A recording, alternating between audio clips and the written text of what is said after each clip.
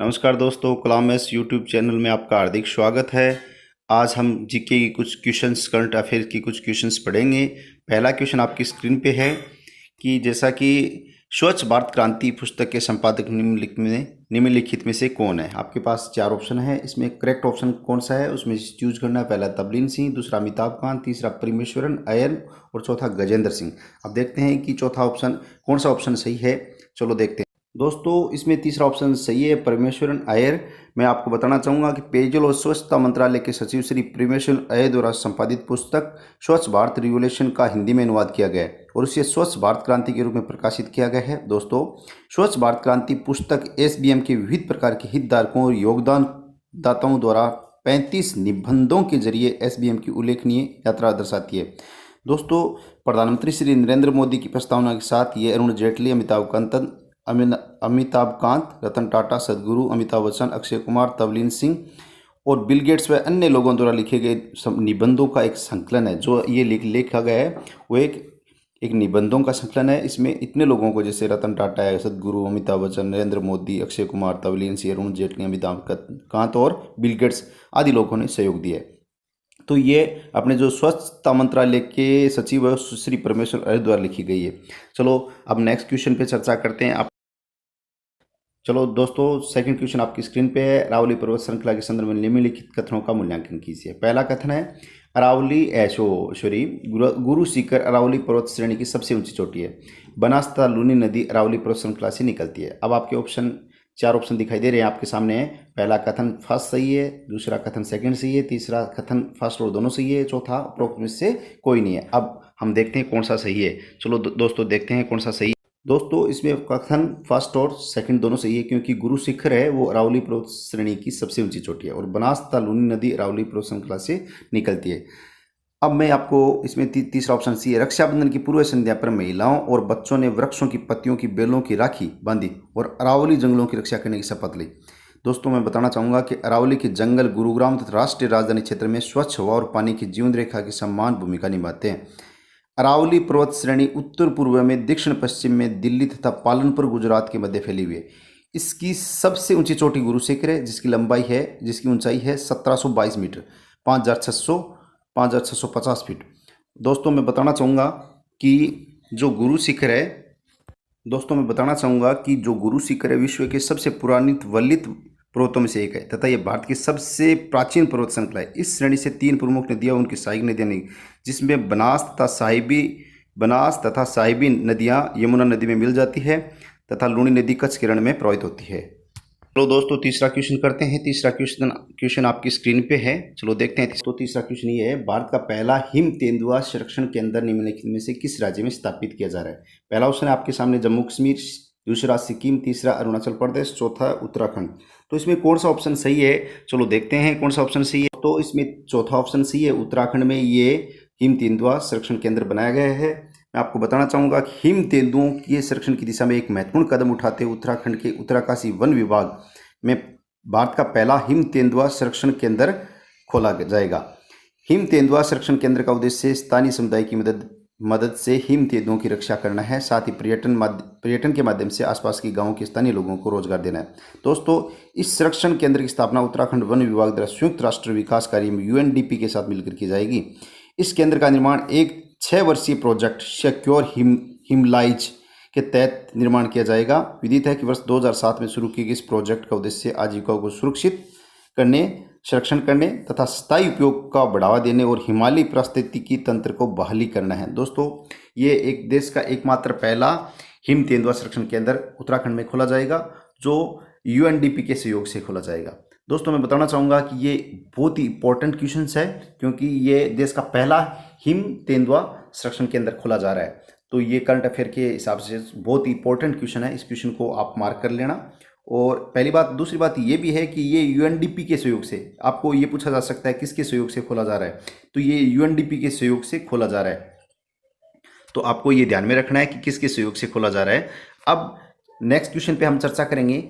Next question आपकी screen पे है, देखो। नेक्स्ट क्वेश्चन ये है दोस्तों, next question number 4, Aditya Puri के बाद एचडीएफसी बैंक के अगले मुख्य कार्यकारी अधिकारी निम्नलिखित में से कौन होंगे। पहला ऑप्शन है सुनील गर्ग, शशिधर जगदीशन, केजाद बरूचा, श्री रामाकृष्णन, श्री पी रामाकृष्णन। तो इसमें कौन सा ऑप्शन सही है, चलो देखते हैं दोस्तों। तो दोस्तों इसमें बी ऑप्शन सही है। शशिधर जगदीशन है वो आदित्यपुरी के बाद HDFC बैंक के अगले मुख्य कार्यकारी अधिकारी होंगे, CEO होंगे। आपको बताना चाहूँगा कि HDFC बैंक में आदित्यपुरी के उत्तराधिकारी के रूप में शशिधर जगदीशन का नाम तय हो गया। भारतीय रिजर्व बैंक ने निजी क्षेत्र के HDFC बैंक के मुख्य कार्यकारी अधिकारी, CEO और प्रबंध निदेशक पद के लिए जगदीशन के नाम को मंजूरी दे दी है। हालांकि अब मैं आपको इसके थोड़ा सा डिटेल में लेना चाहूँगा कि जगदीशन फिलहाल निजी क्षेत्र के सबसे बड़े बैंक में चेंज एजेंट तथा वित्त विभाग के प्रमुख है। वह 1996 में HDFC बैंक से जुड़े थे। अब आपको मैं बताना चाहूँगा कि HDFC बैंक में शशिधर जगदीशन होंगे आदित्यपुरी के उत्तराधिकारी। रिजर्व बैंक ने दी है इसकी मंजूरी। आपको ये क्वेश्चन ज़्यादा इतना इंपॉर्टेंट नहीं है क्योंकि बैंक से रिलेटेड ज़्यादा क्वेश्चन नहीं पूछते हैं, लेकिन आपको ध्यान में रखना है, ये करंट अफेयर का क्वेश्चन है। तो आपको ये ध्यान में रखना है कि शशिधर जगदीशन है वो किसका पद ग्रहण करेंगे, HDFC बैंक के मुख्य कार्यकारी अधिकारी का, CEO का पद ग्रहण करेंगे। और किसका मतलब पद लेंगे, आदित्यपुरी का। आदित्यपुरी पहले इसके CEO थे। तो आपको ये ध्यान में रखना है कि पहले कौन था, बाद में कौन था। तो अब हम नेक्स्ट क्वेश्चन पे चर्चा करेंगे। नेक्स्ट क्वेश्चन है 5वां क्वेश्चन, विश्व संस्कृत दिवस के संदर्भ में निम्नलिखित कथनों का मूल्यांकन करें।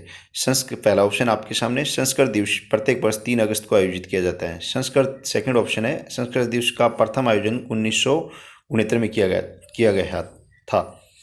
निम्नलिखित में से सही विकल्प का चयन कीजिए। पहला सही है, सेकंड सही है और दोनों सही है और उपरोक्त में से कोई सही नहीं है। चलो देखते हैं कौन सा ऑप्शन सही है इसमें। दोस्तों इसमें सेकंड ऑप्शन सही है, संस्कृत दिवस का प्रथम आयोजन 1969 में किया गया था। मैं आपको बताना चाहूँगा कि प्रत्येक हिंदू वर्ष कैलेंडर के अनुसार श्रावण मास की पूर्णिमा को संस्कृत दिवस मनाया जाता है। इस वर्ष ये दिवस 3 अगस्त 2020 को आयोजित किया गया। संस्कृत दिवस का मुख्य उद्देश्य इस प्राचीन भारतीय भाषा के पुनरुद्धार को बढ़ावा देना है। इस दिवस का आयोजन सर्वप्रथम वर्ष 1969 को किया था। इसमें आपको 3 चीज़ें ध्यान में रखनी है कि कब किया गया, 1969 को, अब की बार कब किया गया, 3 अगस्त 2020 को, और श्रावण मास की पूर्णिमा को संस्कृत दिवस से मनाया जाता है। हर साल श्रावण मास की पूर्णिमा को मनाया जाता है। 3 प्रकार की बातें ध्यान में रखनी, ये कब मनाया जाता है, इस बार कब मनाया गया, ये तीनों बातें आपको ध्यान में रखनी। हम नेक्स्ट क्वेश्चन पे चलते हैं। नेक्स्ट क्वेश्चन है आपकी स्क्रीन पे। नेक्स्ट क्वेश्चन ये है आपकी स्क्रीन पे, 2020 का प्रेम भाटिया पत्रकारिता पुरस्कार निम्नलिखित में से किन को प्राप्त हुआ। पहला रवीश कुमार, दूसरा दीपाकर घोष, तीसरा people's Archive of Rural India. इसमें कौन सा ऑप्शन सही है, अब इसमें ऑप्शन नंबर सेकंड सही है। ऑप्शन नंबर कौन सा सेकंड सही है, तो ऑप्शन सेकंड। दोस्तों इस क्वेश्चन का सही जवाब है आपका कथन बी। कथन बी का मतलब केवल कथन सेकंड और थर्ड सही है, दिवाकर घोष, और थर्ड है पीपुल आर्क्यू ऑफ रूरल इंडिया। दोस्तों बताना चाहूँगा कि इस वर्ष उत्कृष्ट पत्रकारिता के लिए प्रेम भाटिया पुरस्कार समाचार पत्र इंडियन एक्सप्रेस के दीपाकर घोष और गैर लाभकारी पत्रकारिता website People's Archive of Rural India PARI, जिसको शॉर्टकट में हम परी कह सकते हैं, को कोविड-19 महामारी और देश भर में इसके प्रभाव के उनके कवरेज के लिए दिया गया है। दोस्तों आपको ध्यान में रखना है, ये 2020 का जो प्रेम भाटिया पत्रकारिता पुरस्कार है वो 2 लोगों को दिया गया है, दीपाकर घोष और people's Archive of Rural India, इनको दिया गया है। दीपाकर घोष है वो इंडियन एक्सप्रेस के संपादक है, और जो गैर लाभकारी पत्रकारिता वेबसाइट है people's Archive of Rural India परी, को कोविड-19 महामारी और देश भर में इसके प्रभाव से उनकी कवरेज के लिए दिया गया है। क्योंकि इन लोगों ने क्या किया था, अच्छी कवरेज की थी, जो कोविड-19 है उसके जो सामाजिक जन जागरण चलाए थे, इसलिए इनको ये पत्रकारिता पुरस्कार दिया गया है। अब हम नेक्स्ट क्वेश्चन करेंगे। नेक्स्ट क्वेश्चन आपकी नेक्स्ट क्वेश्चन है कि एक्सप्रेस क्रू ड्रैगन के संदर्भ में निम्नलिखित कथनों का मूल्यांकन कीजिए। एक्सप्रेस क्रू ड्रैगन का निर्माण नासा द्वारा किया गया है। सेकंड ऑप्शन है, एक्सप्रेस क्रू ड्रैगन फर्स्ट का उन्नत संस्करण है। इसमें कौन सा ऑप्शन सही है, इसमें 4 ऑप्शन दिए गए, पहला सही है, दूसरा सही है, दोनों सही है और कोई सही नहीं है। चलो दोस्तों देखते हैं कौन सा सही है। दोस्तों इसमें कथन जो बी ऑप्शन है वो सही है, कथन सेकंड सही है, क्योंकि एक्सप्रेस क्रू ड्रैगन फर्स्ट का उन्नत संस्करण है। आपको मैं बताना चाहूँगा कि 2 अगस्त 2020 को एक्सप्रेस क्रू ड्रैगन अंतरिक्ष यात्रियों डग हर्ले और बॉब बेहेनकेन के साथ मेक्सिको की खाड़ी में सफलतापूर्वक उतर गया था। मई 2020 में क्रू ड्रैगन 9 साल में अमेरिकी धरती से मनुष्यों को लॉन्च करने वाला पहला अंतरिक्ष यान बन गया। अमेरिकी धरती से मनुष्यों को लॉन्च करने वाला पहला अंतरिक्ष यान बन गया ये। इसका निर्माण एलन मस्क के एक्सप्रेस द्वारा किया गया है। यह नासा द्वारा निजी कंपनियों को अंतरिक्ष स्टेशन की उड़ानें सौंपने की योजना का हिस्सा है। मैं आपको बताना चाहूँगा दोस्तों, एक्सप्रेस को नासा के व्यावसायिक मतलब कॉमर्शियल क्रू प्रोग्राम के माध्यम से वित्त पोषित किया गया था। इस कार्यक्रम को वर्ष 2010 में अंतरिक्ष अन्वेषण हेतु सार्वजनिक निजी भागीदारी को बढ़ाने के लिए शुरू किया गया था। वर्ष 2011 के बाद संयुक्त राज्य अमेरिका अपने अंतरिक्ष यात्रियों को अंतरिक्ष स्टेशन में लॉन्च करने के लिए रूस के अंतरिक्ष कार्यक्रम में निर्भर था, लेकिन अब उन्होंने अपना स्वयं का बना लिया, ये स्वयं का लॉन्च कर दिया। क्रू ड्रैगन का निर्माण एक्सप्रेस द्वारा विकसित ड्रैगन को उन्नत करके किया गया था। यह अंतरिक्ष यात्रियों के इतिहास में पहली बार था कि अंतरिक्ष यात्रियों ने किसी निजी कंपनी द्वारा निर्मित और लॉन्च किए गए अंतरिक्ष यान का उपयोग किया था। नो रॉकेट का निर्माण भी एक्सप्रेस द्वारा किया गया है। इस अंतरिक्ष यान का फाल्कन 9 नामक रॉकेट के द्वारा कक्षा में पहुंचाया गया था। इस मिशन को डेमो 2 कहा गया है क्योंकि ये एक प्रायोगिक तौर पर परीक्षण उड़ान थी। इसके सफल होने पर आगामी महीनों में अंतरिक्ष में अन्य मिशन भेजे जाएंगे। दोस्तों, मैं बताना चाहूँगा कि इसमें आपको ये ध्यान में रखना है कि ये किसके द्वारा विकसित किया गया है और क्यों विकसित किया गया है। अमेरिका ने विकसित किया है मानव को प्रक्षेपित करने के लिए, मनुष्यों को लॉन्च करने वाला पहला अंतरिक्ष यान बन गया है। इसमें मोस्ट इम्पोर्टेंट बात है कि मानव को लॉन्च करने वाला पहला अंतरिक्ष यान कौन है? Crew dragon. कौन सा है? Crew dragon. चलो दोस्तों, नेक्स्ट क्वेश्चन पे चलते हैं। नेक्स्ट क्वेश्चन है, अब आपकी स्क्रीन पे नेक्स्ट क्वेश्चन आएगा। उससे पहले आपको ये ध्यान में रखना है कि इसमें आपको वेरी मोस्ट जो बात थी वो आपको ध्यान में रखनी है। अब नेक्स्ट क्वेश्चन आपके सामने आपकी स्क्रीन पे नेक्स्ट क्वेश्चन है, गैलापागोस द्वीप समूह के संदर्भ में निम्नलिखित कथनों का मूल्यांकन कीजिए। पहला, गैलापागोस द्वीप समूह का नामकरण यहाँ पाए जाने वाले विशाल कछुओं के नाम पर किया गया है। ये द्वीप समूह, सेकंड है, ये द्वीप समूह यूनेस्को का पहला विश्व विरासत स्थल घोषित किया गया है। इसमें आपको ऑप्शन चूज करना है। पहला सही है, सेकंड सही है, दोनों सही है और उपरोक्त में से कोई नहीं है। चलो दोस्तों, देखते हैं कौन सा सही है। दोस्तों, इसमें कथन जो सी पार्ट है, सही विकल्प का चयन कीजिए। सी ऑप्शन है वो सही है क्योंकि कथन फर्स्ट और दोनों सही है, क्योंकि गैलापागोस द्वीप समूह का नामकरण यहाँ पाए जाने वाले विशाल कछुओं के नाम पर किया गया था। ये द्वीप समूह यूनेस्को का पहला विश्व विरासत स्थल घोषित किया गया है। दोस्तों, मैं ये भी बताना चाहता हूँ कि गैलापागोस द्वीप समूह लगभग 60,000 वर्ग किमी में विस्तृत है तथा इक्वाडोर का एक भाग है। यह द्वीप समूह दक्षिणी अमेरिका महाद्वीप से लगभग 1000 किलोमीटर की दूरी पर प्रशांत महासागर में स्थित है। यहाँ पाए जाने वाले विशाल कछुओं, जिन्हें स्पेनिश में गैलापागोस कहा जाता है, के नाम पर द्वीप समूह का नामकरण किया गया। वर्ष 1978 में यह द्वीप समूह यूनेस्को का पहला विश्व विरासत स्थल घोषित किया गया था। चार्ल्स डार्विन ने इस द्वीप समूह को अपने आप में एक दुनिया के रूप में वर्णित किया था। हाल में ही फ्लोटिंग सिटी कहे जाने वाले चीनी मछुआरों की जहाजी बेड़े को गैलापागोस द्वीप समूह के पास देखा गया था। इसके बाद इक्वाडोर सतर्क हो गए थे।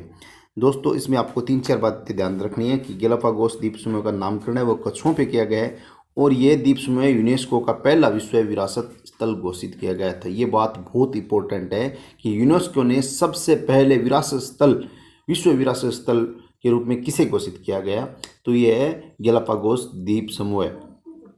और इसका नामकरण कछुओं के कारण हुआ। वहाँ के जो कछुए हैं, विशेष प्रकार के कछुए हैं, जिन्हें स्पेनिश में क्या कहा जाता है? गैलापागोस कहा जाता है। उनके नामकरण उनके नाम के हिसाब से ही इस द्वीप समूह का नाम गैलापागोस हुआ। दोस्तों, ये भी मैं बताना चाहूँगा कि गैलापागोस द्वीप समूह लगभग 60,000 किलोमीटर की भूमि में विस्तृत है और इक्वाडोर का एक भाग है ये। और ये है अमेरिका। ये द्वीप समूह दक्षिणी अमेरिकी महाद्वीप से लगभग 1000 किलोमीटर की दूरी पर प्रशांत महासागर में स्थित है। चलो दोस्तों, अब नेक्स्ट क्वेश्चन पे हम चर्चा करते हैं। नेक्स्ट क्वेश्चन आपकी स्क्रीन पे है। नेक्स्ट क्वेश्चन है खेलों के संदर्भ में निम्नलिखित कथनों का मूल्यांकन कीजिए। उबेर कप, फर्स्ट ऑप्शन है उबेर कप बैडमिंटन खेल से संबंधित है। दूसरा कथन है थॉमस कप फुटबॉल से संबंधित है। इन कथनों में सही विकल्प का चयन करना है। केवल कथन फर्स्ट सही है, सेकंड सही है, दोनों सही है, उपरोक्त में से कोई सही नहीं है। चलो दोस्तों, देखते हैं कौन सा सही है। दोस्तों, इसमें कथन केवल फर्स्ट सही है। उबेर कप है वो बैडमिंटन खेल से संबंधित है। किससे संबंधित है? बैडमिंटन खेल से संबंधित है। दोस्तों मैं बताना चाहूँगा कि जो उबेर कप एक बड़ी अंतर्राष्ट्रीय बैडमिंटन चैंपियनशिप है जिसमें विभिन्न देशों की राष्ट्रीय महिला बैडमिंटन टीमें हिस्सा लेती है। इसका कार्यक्रम और आयोजन थॉमस कप के समान ही होता है। थॉमस कप पुरुषों की बैडमिंटन प्रतियोगिता। आपको इस क्वेश्चन में दो बातें ध्यान में रखनी है कि पहला कि उबेर कप बैडमिंटन खेल से संबंधित है, लेकिन वो महिलाओं की से संबंधित है। अंतर्राष्ट्रीय महिला टीम इसमें भाग लेती है। और उसके अपोजिट आपको ये ध्यान में रखना है कि थॉमस कप है वो पुरुषों की बैडमिंटन प्रतियोगिता है। दो बातें ध्यान में रखनी है। एक तो उबेर कप किसके लिए? अंतर्राष्ट्रीय बैडमिंटन चैंपियनशिप है जिसमें महिलाएं भाग लेती है, विभिन्न देशों की महिलाएं बैडमिंटन टीमें हिस्सा लेती है। और दूसरी बात यह है कि थॉमस कप, इसका उल्टा भी दिया जा सकता है आपको ऑप्शन क्वेश्चन, कि थॉमस कप है पुरुषों की बैडमिंटन प्रतियोगिता है जो जिसमें पुरुष भाग लेते हैं। अब हम नेक्स्ट क्वेश्चन पे चर्चा करेंगे। नेक्स्ट क्वेश्चन है दोस्तों, हाल में इस समाचारों में रहा कोविशील्ड क्या है? ये क्वेश्चन है येल यूनिवर्सिटी, इसके ऑप्शंस है येल यूनिवर्सिटी द्वारा विकसित की गई कोविड-19 वैक्सीन, ओसाका यूनिवर्सिटी द्वारा विकसित की गई कोविड-19 वैक्सीन, आईआईटी दिल्ली द्वारा विकसित की गई कोविड-19 वैक्सीन, ऑक्सफोर्ड यूनिवर्सिटी द्वारा विकसित की गई कोविड-19 वैक्सीन। ये क्वेश्चन बहुत ही इंपॉर्टेंट क्वेश्चन है क्योंकि ये कोविड-19 के बारे में क्वेश्चन बन रहा है। तो इसमें कौन सा ऑप्शन सही है? चलो दोस्तों देखते हैं कौन सा ऑप्शन सही है। इसमें डी ऑप्शन सी है, ऑक्सफोर्ड यूनिवर्सिटी द्वारा विकसित की गई कोविड-19 वैक्सीन। जो कोविशील्ड है समाचारों में रहा उसका कारण ये था कि ऑक्सफोर्ड यूनिवर्सिटी द्वारा विकसित की गई कोविड-19 वैक्सीन है, उसका एक नाम है कोविशील्ड। ओके, तो हम करते हैं इस पे थोड़ी सी एक्सप्लेनेशन करते हैं। Drugs controller general of India DCGI द्वारा भारत में कोविशील्ड के द्वितीय और तृतीय चरण के नैदानिक परीक्षण करने के लिए serum institute of India SII Pune को मंजूरी दे दी गई है। SII विश्व में वैक्सीन के सबसे बड़ा निर्माता है, ये भी ध्यान में रखना है। इसके द्वारा निम्न और मध्यम आय वाले देशों के लिए कोविड-19 वैक्सीन बनाने हेतु स्वीडिश ब्रिटिश फार्मा एस्ट्राजेनेका के साथ टाई अप किया गया है। कोविशील्ड ऑक्सफोर्ड एस्ट्राजेनेका कोविड-19 वैक्सीन को नाम दिया गया है, जिसमें तकनीकी रूप से AZD1222 या CHADOX1N कोविड-19 कहा जाता है। तो आपको ये ध्यान में रखना, ऑक्सफोर्ड यूनिवर्सिटी द्वारा विकसित की कोविड-19 ही कोविशील्ड है, जो समाचारों में बार बार दिखाया जा रहा था। और आप लोगों को ये ध्यान में रखना है कि जो भारत में ऐसी कौन सी कंपनी है या फिर कौन सी ड्रग्स कंपनी है जिसको ये दिया गया है, serum institute of India Pune को मंजूरी दे दी गई है, जो क्या करेगी कोविड-19 के बारे में वैक्सीन बनाएगी। तो दोस्तों हम नेक्स्ट क्वेश्चन पे चलते हैं। नेक्स्ट क्वेश्चन आपकी स्क्रीन पे है। नेक्स्ट क्वेश्चन है, रक्षा खरीद के संदर्भ में निम्नलिखित कथनों का मूल्यांकन कीजिए। पहला ऑप्शन है कुल रक्षा खरीद में घरेलू खरीद का हिस्सा लगभग 60% है। रक्षा उत्पादन, सेकंड है रक्षा उत्पादन और निर्यात प्रोत्साहन नीति 2020 ने घरेलू खरीद को वर्ष 2025 तक 2,50,000 करोड़ तक करना है। इसमें ऑप्शंस आपको विकल्प का चयन करना है, पहला सही है, दूसरा सही है, तीसरा दोनों सही है और उपरोक्त में से कोई नहीं है। चलो दोस्तों देखते हैं कौन सा। दोस्तों इसमें केवल कथन फर्स्ट सही है, कुल रक्षा खरीद में घरेलू खरीद का हिस्सा लगभग 60% करना है। दोस्तों रक्षा मंत्रालय द्वारा रक्षा उत्पादन और निर्यात प्रोत्साहन नीति 2020 मतलब DPEPP 2020 का प्रारूप तैयार किया गया। DPEPP 2020 को रक्षा उत्पादन क्षमताओं में वृद्धि तथा आत्मनिर्भर बनने और देश को रक्षा उत्पादों के निर्यात को प्रोत्साहित करने तथा रक्षा मंत्रालय MOD का अति महत्वपूर्ण दस्तावेज के रूप में प्रकलित किया गया है।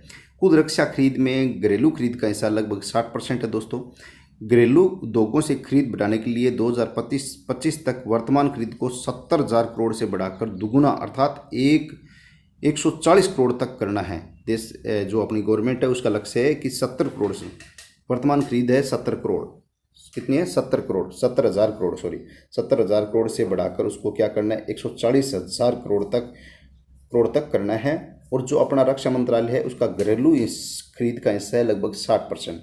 तो दोस्तों आपको ये बात ध्यान में रखनी है कि घरेलू इस खरीद का हिस्सा है लगभग 60% और जो वर्तमान जो खरीद है वो 70,000 करोड़ तक है। उसको सरकार का लक्ष्य क्या है, उसको डबल करना है, 140,000 करोड़ तक करना है।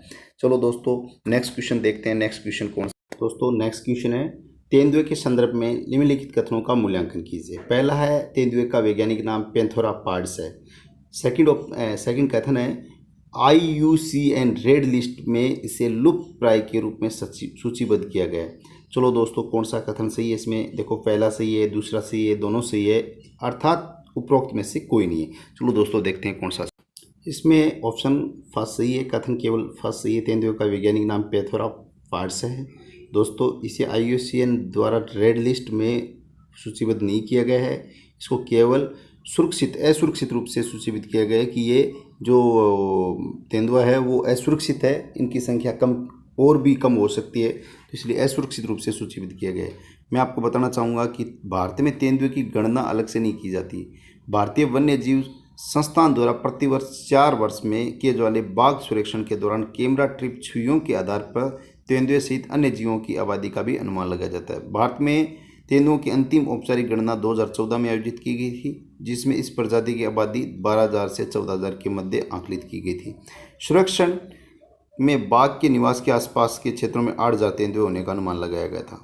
तो दोस्तों, आज का यदि वीडियो आपको बहुत ज़्यादा पसंद आया है तो आप ज़्यादा से ज़्यादा शेयर कीजिए, लाइक कीजिए, कमेंट कीजिए और चैनल को सब्सक्राइब करना न भूलें। दोस्तों, बेल आइकन को भी ज़रूर दबा दीजिए, क्योंकि बेल आइकन आप दबा दोगे तो आपको हर वीडियो का नोटिफिकेशन आपको पहुंच जाएगा, हर वीडियो आप तक पहुंच जाएगा। तो दोस्तों, आपको क्या करना है? सबसे पहले चैनल को सब्सक्राइब करना है, उसके बाद में बेल आइकन दबाना है, उसके बाद में एक छोटा सा काम करना है कि लोगों तक शेयर करना है। लोगों को बताइए कि ये बहुत अच्छा कंटेंट बना रहा है और बहुत अच्छे अच्छे वीडियो लेके आ रहा है, तो आप लोगों तक शेयर कीजिए। इसी दुआओं के साथ, इसी आशा के साथ मैं अपनी वाणी को विराम देता हूँ। जय हिंद दोस्तों।